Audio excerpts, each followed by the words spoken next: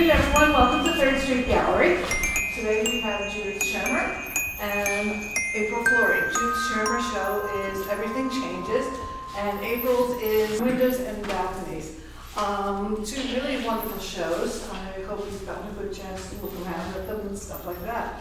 Judith, I'm going to start with you. And my question is actually about how you moved to doing these mixed media boxes. You started out as a painter. Right. Yeah, so what brought you to this? Well, I saw a Joseph Cornell show Mm-hmm. in Brooklyn Yeah. a long time ago, and I loved the boxes that he made. And so I started doing some collages. I did a piece that was open, it wasn't enclosed. Mm-hmm. I found that was a problem because it got dirty. Yeah. And I remember that Cornell had all these boxes, so I started looking for boxes. And mostly I got them from trash picking. I used drawers. I started collecting stuff. I was still painting, but I started collecting all sorts of pictures and objects. And How big of a pain in the ass was it to do the one with all the tiny shells? very big. I'm not trying to be rude No, or offensive. It's like, No, it really. it just seems to be a The lot of ones work. with because lots that. of little, this one was especially hard because the openings of a lot of them are very small. Too small for me to even put my finger in, so I had to use tweezers. I actually took some of the dividers out, like from this one and this one, I believe, because I wanted some bigger, and it was really hard to do, to get them out, actually.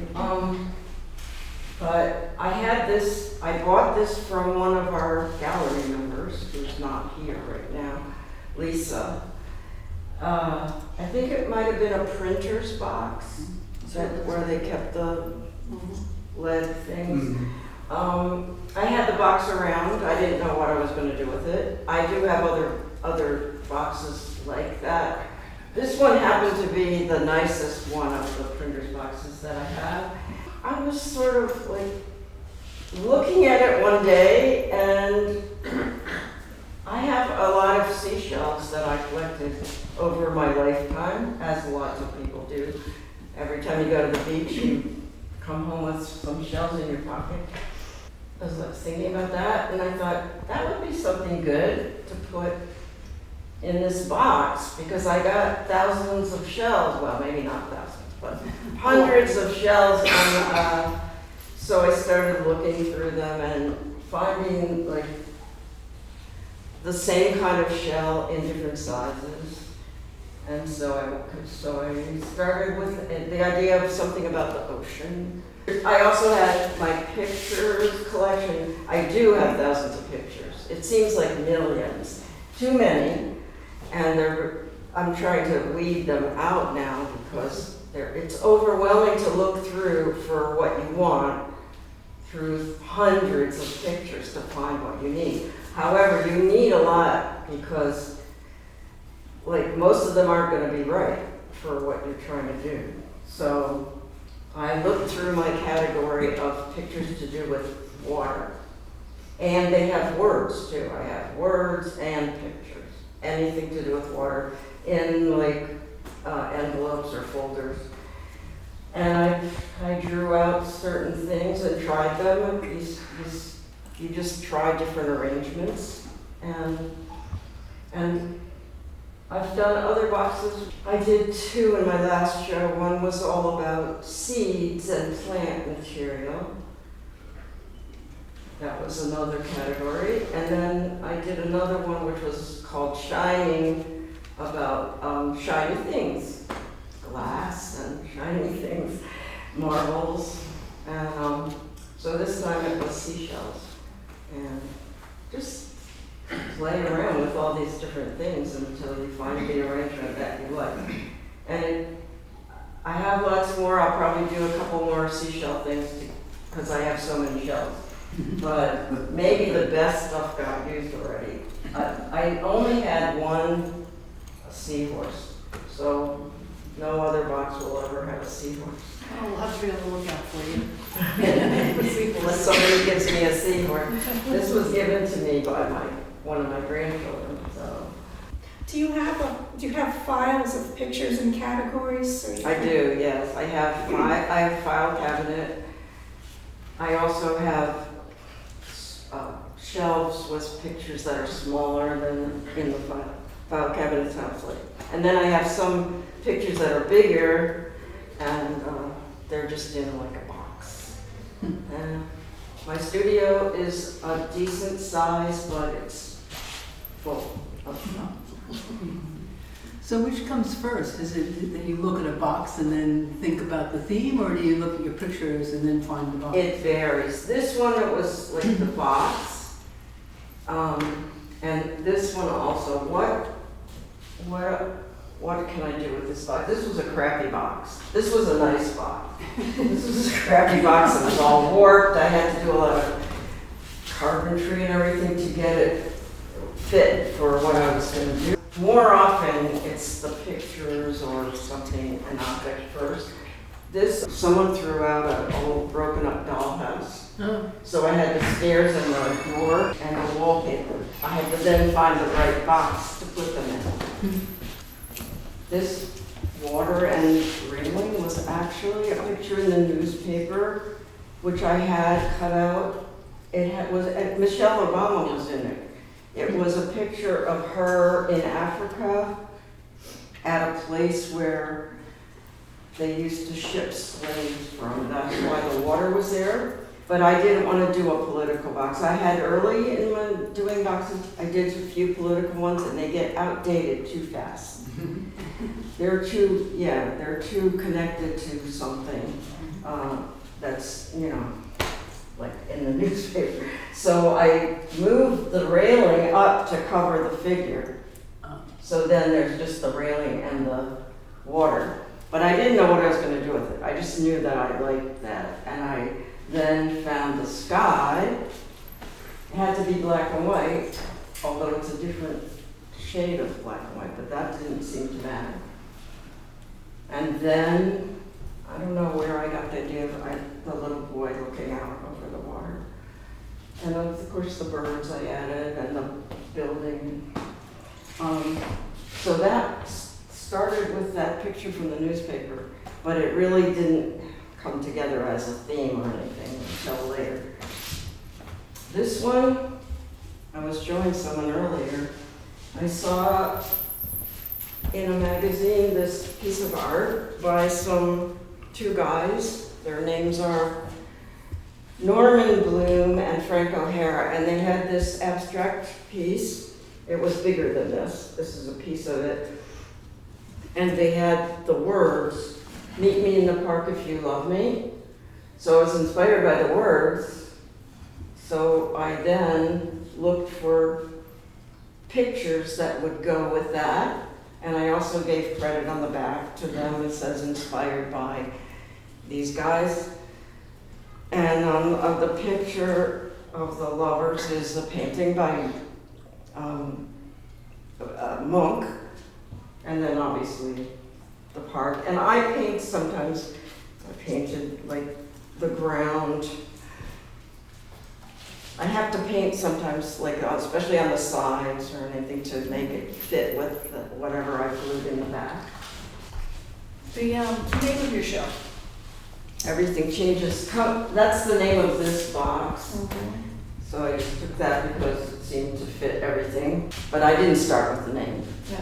That came when I had to think of a name for the show. Is that what usually happens? It says on here, this is a quote from on the side of this box. Nothing is absolute, everything changes, everything moves, everything revolves, everything flies and goes away. It's a quote from Frida Kahlo, so that's where I got that. But I did not start with that. I don't have a theme when I make these things. Each one is like an inspiration of its own. So I thought maybe I would try to do something with the theme, but it might not work out. I don't know. Over here, of course, we have April, views from windows and balconies. Yet another time, Philadelphia and Italy. came into play in a show? Yes, I've always liked to paint from life. I don't like to paint from photographs, but I don't like people to see me. So I paint from windows and balconies, and nobody disturbs me, and all of the views are from slightly above. Story about watercolor and screen print. And my background was in commercial design. I designed for textiles, for printed textiles. My major in college was textile design. I did screen printing on fabric. When I traveled and on weekends, I always painted in watercolor. So the watercolor is a long-standing thing I've always done. The screen printing on fabric was in my past. And then when I got here, I thought, well, why not do screen printing on paper? And I really like the idea of adapting some of the paintings I've done, which are transparent. Watercolors are transparent. So, and the way I prefer to work in screen print is also transparently. So, I just started taking some of them and adapting them into stencils, and making the shapes, which were fairly graphic to begin with, even as paintings, and making them really, really graphic as silk screen prints. And some of these Philadelphia ones, there was a period where we were all kind of shut up in our houses. You can remember? I had my table set up in front of the window, and especially for these two. This is pretty much the same view. One is in the afternoon, and one is in the morning. But I had my table set up, and took days to draw, get the perspective, and just trace things off and get the drawing right, which I enjoy immensely just by itself, drawing buildings. The light wouldn't be the same each day, so when I started painting, I would just paint for those hour and a half or 2 hours, whichever mornings had the same light effects. So each of them took several days because I could only work when the light was right. It was a lot of fun, especially this one. I think this one I had done with only, I just did the yellowish highlights and then the purplish shadows, and for a while it was just that, the yellowish light and the purplish shadows, and then I laid in the local color of the buildings on top of it, and so that was similar. I worked on this one similarly. So there's in this case the white of the paper is the light, and the purplish shadow goes over all of the green glass in the buildings. I brought a visual aid. It's basically a stencil on a stretched frame. So this is a fine mesh nylon. They don't use silk anymore, or polyester. And there are any number of ways to make a stencil, but you need a stencil for each color, and then you put the ink, like a thick ink, along one end. It's on the paper, and then you drag the ink through, so the ink will come out in the open areas of the stencil. So you get a very flat, even color area, and nice edges. So for one print, you have 3, 4, 5 stencils? Yeah. So this one, it's the blue, the green, the purple, and the orange. So this is 4 colors. But since I use transparency, I get a lot more colors out of it. So where the blue and the green are overlapping, you get this other Gray color. Well, that's where the purple. I don't know. Sometimes it gets hard for even me to tell which ones have combined to make flavor. But that was 4. This one was 3. So this is the blue of the sky, the turquoise of the glass buildings, and this was a sort of an ombre of yellow to orange. I try to get as many colors out of a few screens as possible. And that's kind of the fun of it. The fun of it is figuring out just figuring out the mechanics of it, and it's sort of it's a design problem, whereas this is a painting problem, where you're figuring out how to capture what that looks like in real time, and with live paint on paper, and it's very direct, and this is very indirect. It's a very different, mental problem. So are you sometimes surprised at what comes out, the way the colors are, and then you have to adjust what you're going to do on the next screen? Yeah. Yeah. Yes. In fact, I'm pretty, I take some swatches on the side and try the colors out. But sometimes even then, when all said and done, that was a little too dark. That was, if it's too light, since they're transparent, I can go one more pass and darken it. So it's better for me to mix the inks a little too light, because I can then compensate by just running this. But sometimes do you get like a color that you didn't expect? No, usually I know pretty well what to expect. Usually I do, and if I don't, I reprint it. I'll start over and reprint it and make the correction. So it does happen, and then it's sort of, oh boy, all that work in that one color is always going to bother me. But I'll just do it again. Some of them are done with a film that's you cut it and you leave the film where you want the ink to print, and you peel away where you don't want it to print. So you get a positive, and that's what like this. This was actually painted with ink. So whatever you see in white here was black ink. So I put, and then you can save those. If you do it this way, you have these films so you can reprint. So you put the film on the bottom of the screen, and then you expose it to light in the machine. And then wherever that ink was, wherever the black was on the film, rinses out, because the light hardens everything else. It's confusing, and it's confusing even for us when we're doing it. And then sometimes it's very direct, like these, this and this. I did with contact paper, just cutting stencils with contact paper, and just sticking them onto the back of the screen.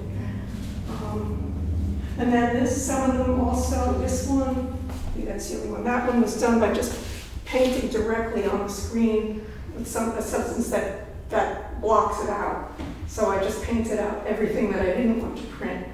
And then I think in this one, there is two screens. So one was for the warm colors and one was for the cool colors. So I printed the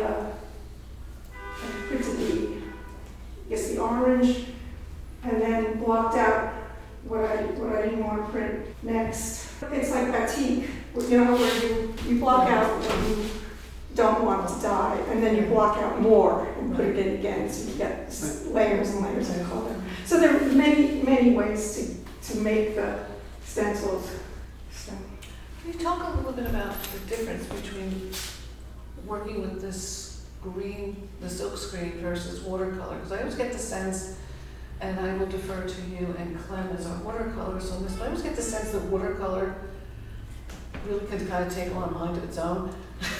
It's not as easy, and I mean, from a controls perspective of really getting it to do what you want to do can you talk about the difference between the two? Yeah, The two methods? because you're right, that you do have a certain amount of, you've got a certain amount of control, and then you have, some things can happen and you just can't do any more about it. Like you can't, if you get something too dark, there's nothing I can do to lift it.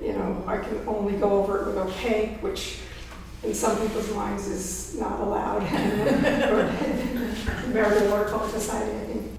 As long as you build up gradually, I can get away with not ruining them too much. I mean, if not getting too dark too soon, or where I can't remove it. And also, I do think it is perfectly fine to use opaque, and to touch up and to match the color that you're trying to get. But it is a very different thing than planning a stencil where you have complete control. And even when you've got it on the screen, you can block out something. It's harder to remove something, remove a bit of the stencil once it's on the screen. But you do have it's different mostly because the painting is direct and immediate, and it's all done, with water, with me anyway, in one sitting. And the prints are very deliberate and worked out. You've got to work out how many, first the design and the shapes, and how many colors you want, and which colors can blend to make the other colors. So it's a really different I mean, similar in that if you're painting, this green, or here's one where it's both. Painting, these things, then painting a shadow over it, which is what I did here. It's just a difference between doing it without a real plan, just responding to what you're seeing, and doing it with a plan, when you're responding to what you already saw and have thought about how it would translate into overlapping transparent shapes. It feels very different. It feels like using very different parts of my brain. Yeah, it seems that way. That's why I was asking. But I did, since when I was working, I was designing for commercial screen printing, both in textiles and then for designing China. For decals are screen printed too. It's very different because they're printing glazes, which behave differently, but it's still the same principle. So I've had a long time of thinking in terms of flat shapes and transparent layers and overlapping colors. And I just and I think they're naturally compatible, watercolor and transparent screen print. Most of my artistic life, I thought, I'm not patient. My parents, if they had one word to describe me, they would have said impatient, and they told me that all the time. And I always thought I was much better at these direct methods. Like that's why I gravitated toward watercolor and did that for so long, because it's just direct. It's one sitting and you do it, and what you do is the final product. And then when I was in a textile major, I had to do weaving, and oh boy, I could not. It was too many steps that all required precision, and I did screen printing too, and again, I came to that conclusion back then when I was in school, just too many steps, any one of which can go wrong. Give me direct, and I so hear you. yeah, but then when I started doing it again, more recently, I thought, this is first of all, it's good for me. I have to, I love the technique. I love what it looks like. It's worth learning. It's worth being patient. And then I discovered, well, I enjoy every step. Like I wasn't trying to rush through it to get it done. It was the steps themselves are pleasurable and rewarding. And so it takes a few days to do one. And you do have things go wrong, and you do it over again. And so, okay, I have to be patient. I enjoy that feeling of the hands-on processes. And I spend enough time in front of a computer for, doing it all. So, and the fact that you can still do it. I mean, the past half year or so, that's why I got away from the photo process, the silkscreen with films and exposures, and just did the cut stencil. Yeah, this is contact, that was all, this is contact paper too. So I wanted to avoid the dark room and just do very direct, direct technique. I love that you do architecture, but that of course. I Like you do too. Yeah, no, because I mean, I find it just so graphic, so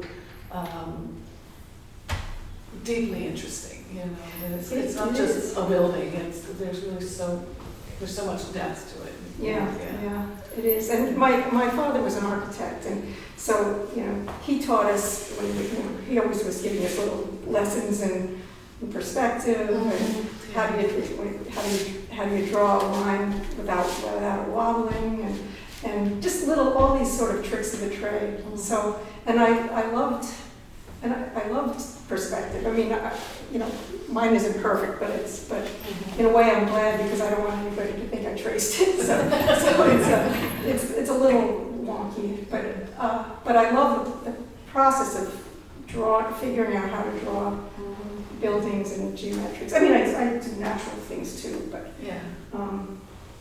the ones from Italy, these are all from a beautiful little town called Riviera. It's on the Italian Riviera, about an hour east of Nice, and we've gone there 2 years in a row, and we're going again this year.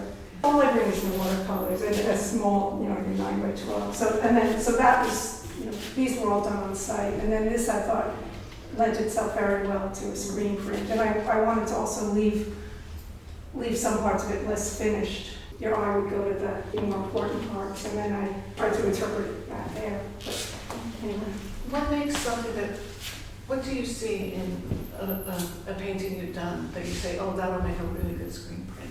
What is it about? strong shapes, like the shapes, and like this, I would never attempt that or that. I think it's, yeah, if it has strong shapes, and with even with natural forms, you know, plants and stuff. That lends itself well, and that's because of so many years of doing floral textiles. You know, you are dividing the colors to describe shadows and leaves and petals is very nice too. So. Well, thank you both for your wonderful shows and